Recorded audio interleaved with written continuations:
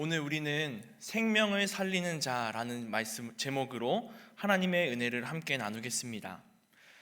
우리가 읽은 본문 말씀은 예수님께서 6월절에 예루살렘으로 올라가시며 제자들에게 하신 말씀입니다. 이스라엘 백성들은 명절이라고 하는 그 6월절이 되면 하나님께 예배드리기 위해서 예루살렘으로 모였습니다. 그때 예수님께서 가시는 길에 예수님을 뵙고자 하는 사람들이 있다라는 이야기를 들으십니다. 그래서 제자들은 그들을 예수님께 안내해 주고 예수님은 그들과 함께 대화를 하게 됩니다. 예수님을 알고 있었던 사람들입니다. 이방인이었지만 예수님이 어떤 기적을 보이시는지, 예수님이 생명을 살리시는 분이심을 알고 예수님을 만나고자 했습니다.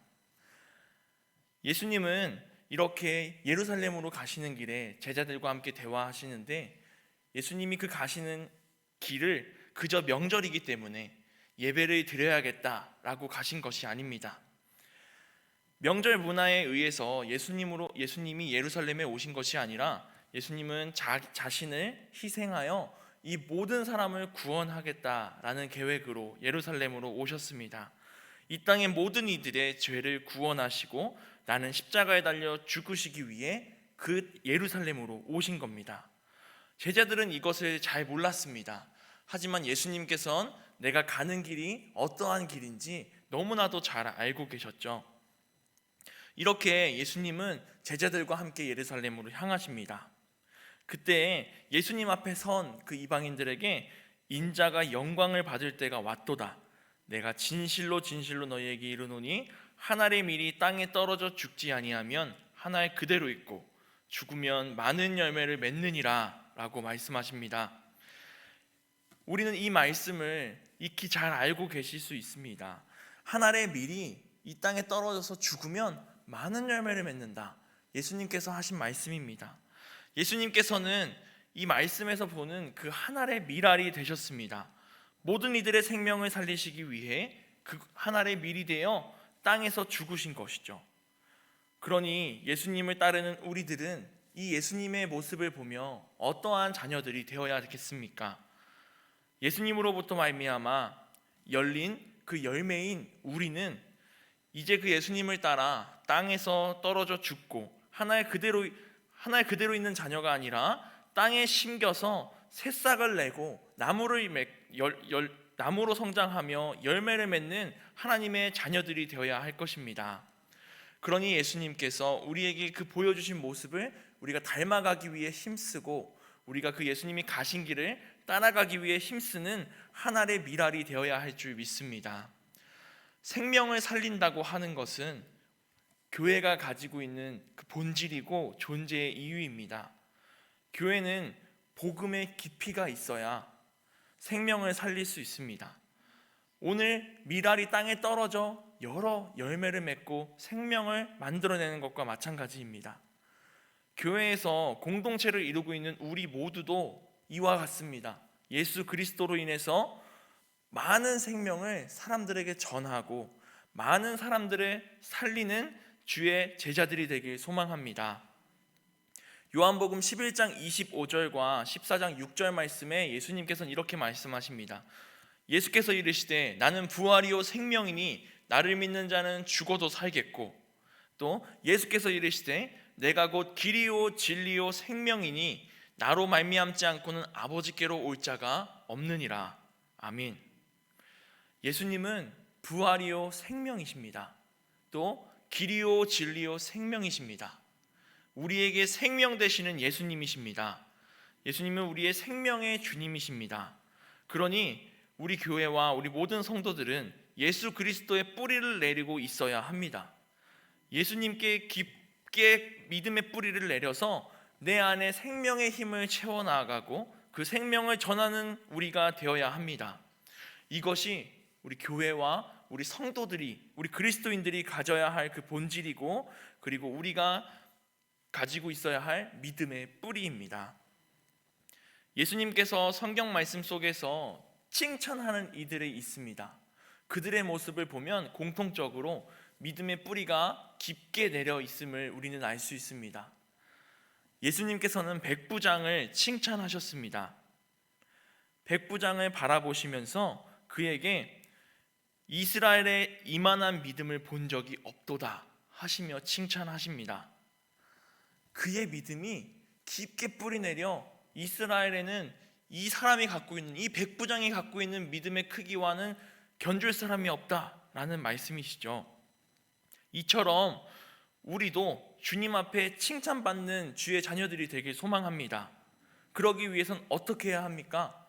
백부장을 칭찬하셨던 그 예수님의 말씀처럼 이만한 믿음을 본 적이 없느니라, 이만한 믿음을 본 적이 없는 그 믿음을 가진 우리들이 되길 소망합니다.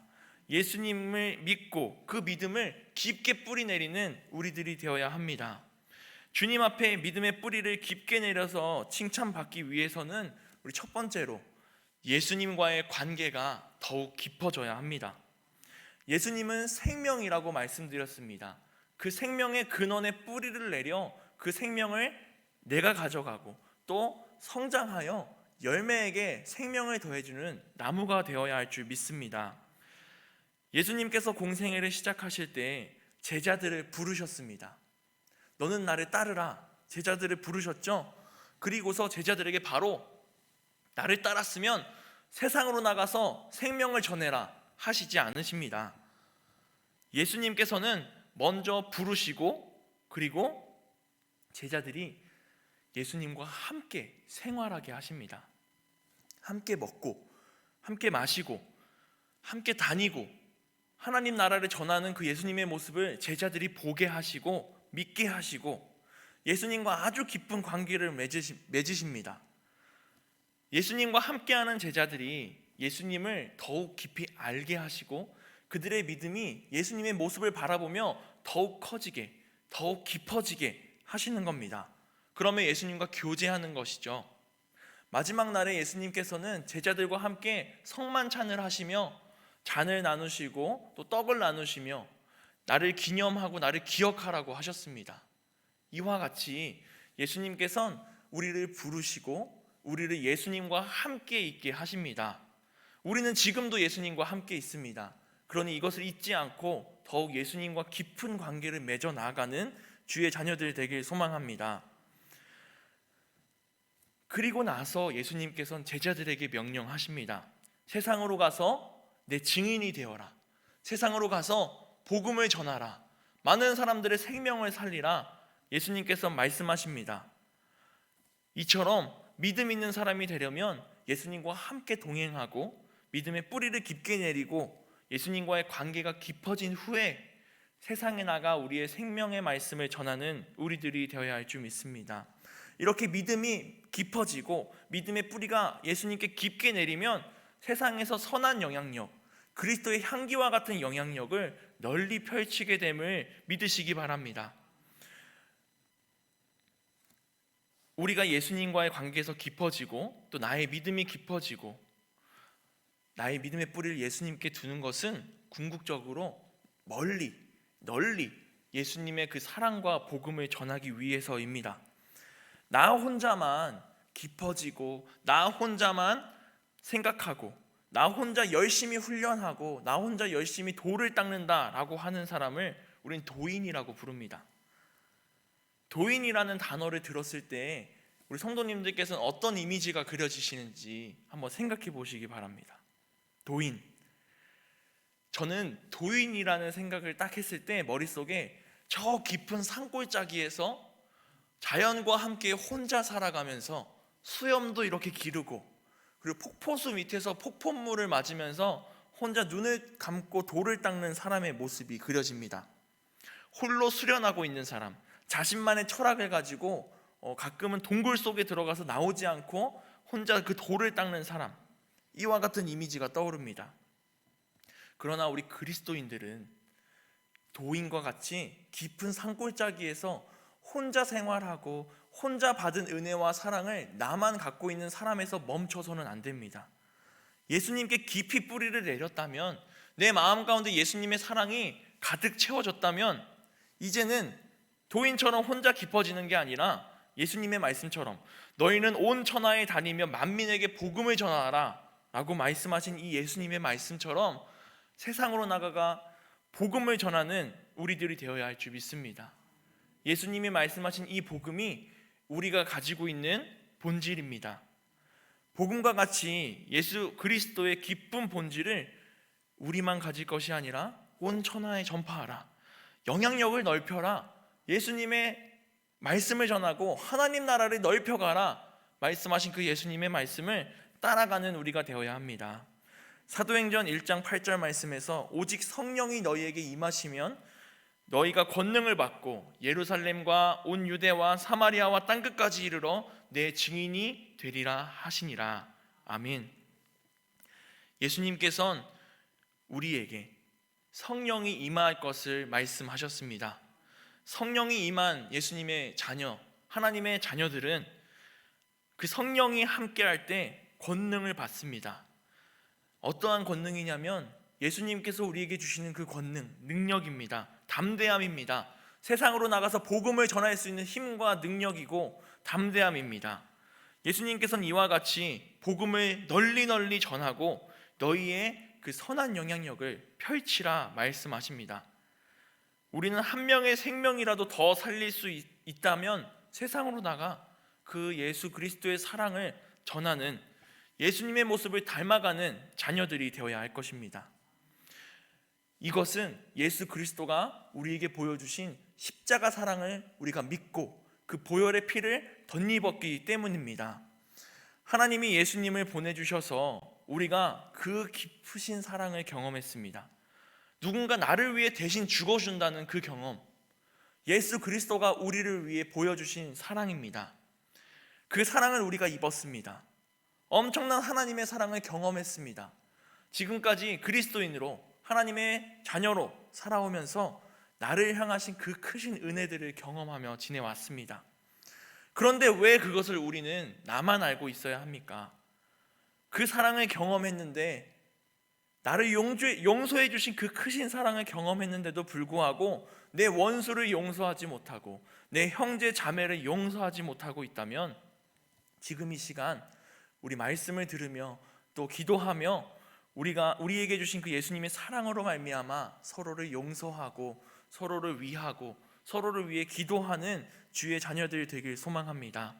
이 사랑으로, 예수 그리스도가 주신 사랑으로 서로를 사랑하고 서로를 위해 봉사하고 교회에서 헌신하며 나가는 우리들이 되어야 할 줄 믿습니다. 예수님은 오늘 본문에서 예수 그리스도 자신을 한 알의 밀알로 비유하셨다고 말씀드렸습니다. 예수님의 죽음으로 인해서 많은 열매가 맺어졌습니다. 이 말씀에서 밀알이 땅에 떨어져 죽는 과정이 어떻게 되는지 우리가 알고 있는 그 씨앗이 자라는 모습으로 생각해 본다면, 먼저 씨앗이 싹을 맺기 위해, 뿌리를 내리기 위해선 그 있는 위치에서 땅으로 떨어져야 됩니다. 그 가장 아래에 있는 바닥으로, 땅으로 떨어져야 합니다. 내가 가지고 있는 이 땅에서의 부귀영화 모두 내려놓고 땅으로 떨어져야 합니다.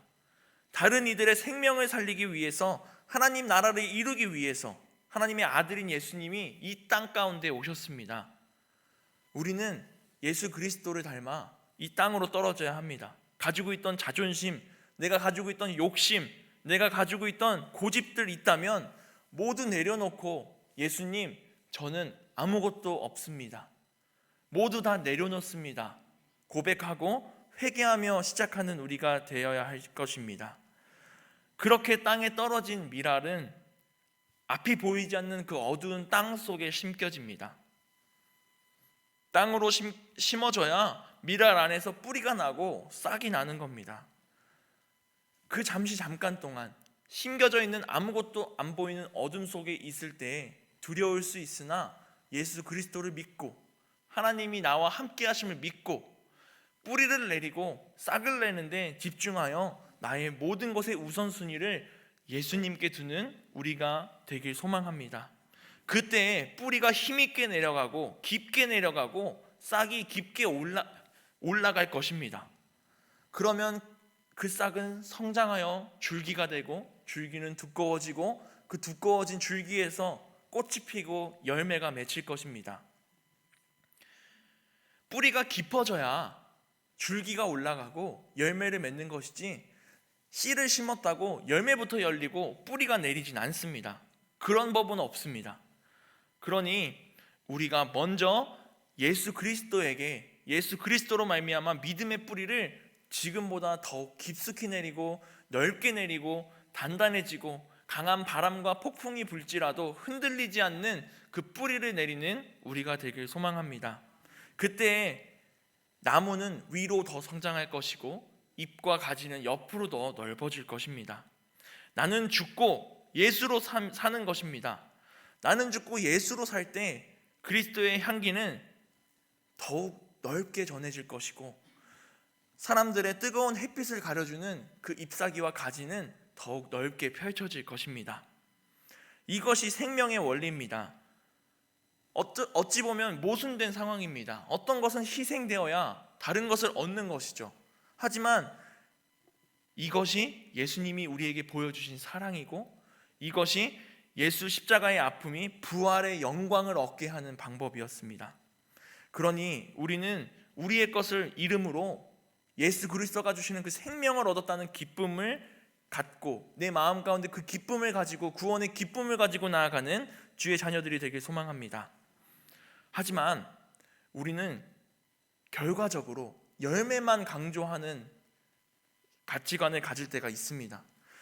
이 열매가 어떻게 얻어졌는지는 잊고 그냥 이 열매만 탐스러우면 된다라는 사고를 할 때가 있죠. 우리가 집을 짓는다고 생각해 볼 때 그 집에 땅에 박히는 그 기초가 되는 기둥, 그 기둥을 단단히 하지 못하면 아무리 멋있는 집이 완성될지라도, 아무리 높은 건물이 세워졌을지라도, 많은 사람들이 겉모습만 보기에 훌륭하다라는 건물이 지어졌을지라도 기초가 흔들리면 결국 그 건물은 무너지고 많은 사람들의 생명을 뺏어가게 됩니다.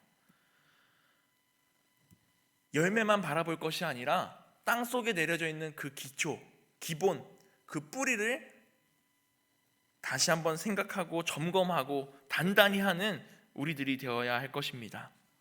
이렇게 예수 그리스도의 크신 사랑을 경험한 사람은 그 사랑의 기쁨으로 인해서 가만히 있을 수 없습니다. 나를 구원하신 것에 감사, 나를 구원하신 그 기쁨으로 나는 이것을 나만 갖고 있을 것이 아니라 정말 입이 근질근질해서 세상에 전해야겠다라는 그리스도인들이 되는 것입니다.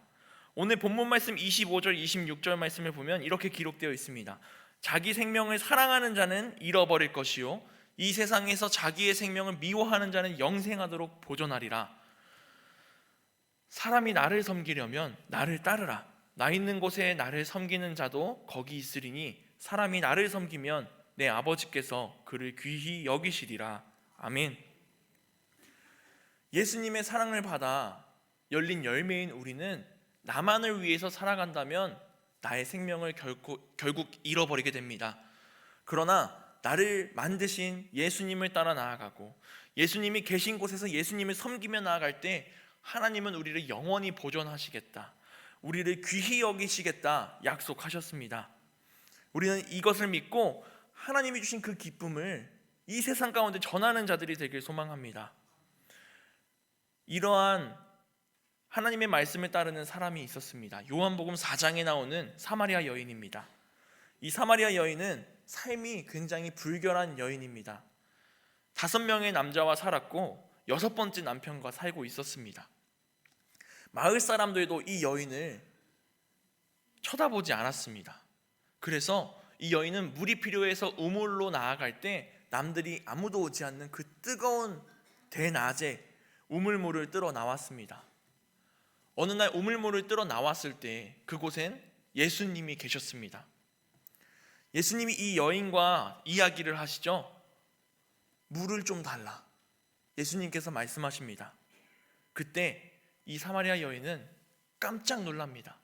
왜 그러냐면 어찌 유대인이, 어찌 남자가 이 사마리아 사람에게, 이 여자에게 말을 거는가 라 하며 깜짝 놀란 겁니다. 이 당시에 유대인들은 사마리아 사람들을 사람으로 생각하지 않았고 또 남자보다 여자를 낮은 신분으로 생각했기 때문에 사마리아 여인은 이와 같이 깜짝 놀라며 나갑니다. 이때 예수님께서는 그 여인에게 내가 주는 물을 마시는 자는 영원히 목마르지 아니하리라 말씀하시며 영원히 목마르지 않는 그 생수, 생명이 바로 예수 그리스도이심을 전하십니다. 그때 여인은 내가 정말 진짜 그리스도를 만났구나. 나의 구원자, 나의 구세주, 나의 진정한 생명수가 되시는 나의 주님을 만났다라는 경험으로 마음 가운데 그 구원의 기쁨이 넘쳐 흐릅니다. 그러면서 죄인이라는 생각에 고개도 들지 못하고 마을 사람들 앞에 나가지도 못하던 그 여인이 마을로 뛰어갑니다. 마을로 뛰어가서 그 마을에 사는 모든 사람들에게 큰 소리로 외쳐 이르죠. 와 보라, 그리스도가 이분이시다. 나의 삶을 알고 계시고 나에게 영원한 생명수를 주시는 분이 바로 이 예수 그리스도시다 전파합니다.